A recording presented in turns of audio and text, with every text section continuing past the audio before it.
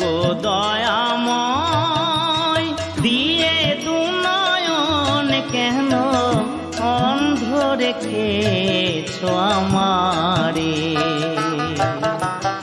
ও গো দয়াময় দিয়ে দুনয়ন কেন অন্ধ রেখেছ আমারে।